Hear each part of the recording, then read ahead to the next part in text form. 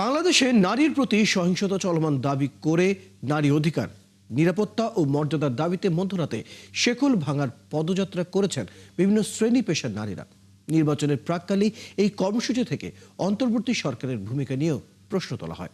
প্রত্যাশা, গণতান্ত্রিক যাত্রায় পরবর্তী সরকার নারীদের অধিকার নিশ্চিত করবে। নিবেশার প্রতিবেদন। রাত ঠিক 12টা, রাজধানীর শাহবাগ চত্বরে জ্বলে ওঠে মশাল। অন্ধকার ভেদ করে নারীদের কণ্ঠে গান, বিদ্রোহ ছুঁয়ে যাক নারী থেকে নারীতে। শেকল ভাঙার পদযাত্রায় গান, স্লোগান আর বক্তব্যে নারীরা জানান, ক্ষমতা, রাজনীতি আর রাষ্ট্রীয় কাঠামোয় নারীদের ওপর নিয়ন্ত্রণের চর্চা আর মেনে নেওয়া হবে না।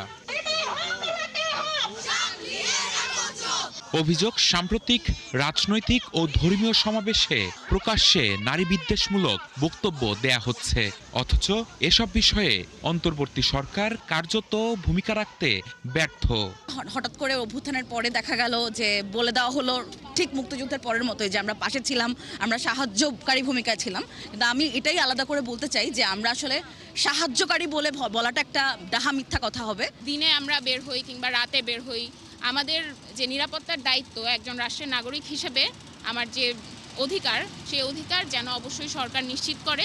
বেসিক রুটে প্রবলেমগুলো ওগুলাকে সবার রেকগনাইজ করতে হবে। সায়েন্স ল্যাব ধানমন্ডি ঘুরে সংসদ ভবনের সামনে হয় প্রতিবাদ সমাবেশ।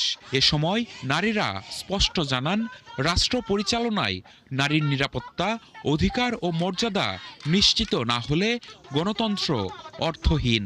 2025 সালের জানুয়ারি থেকে ডিসেম্বর মাস পর্যন্ত নারী ও শিশু ধর্ষণের মামলায় দায়ের হয়েছে 7,068টি।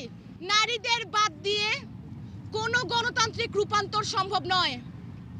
নারী বিদ্বেষ, লিঙ্গীয় ও জাতিগত বৈষম্য, ধর্মীয় নৈতিকতার নামে নারী নিয়ন্ত্রণের রাজনীতি বন্ধ না হলে রাষ্ট্র বা সমাজের কোনো সংস্কারই সম্ভব না। সমাবেশে অধিকার নিশ্চিতে 10 দফা দাবি উপস্থাপন করেন আন্দোলনরত নারীরা।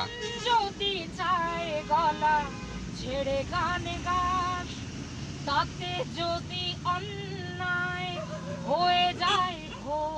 নিবিড় সাহা, 71, ঢাকা।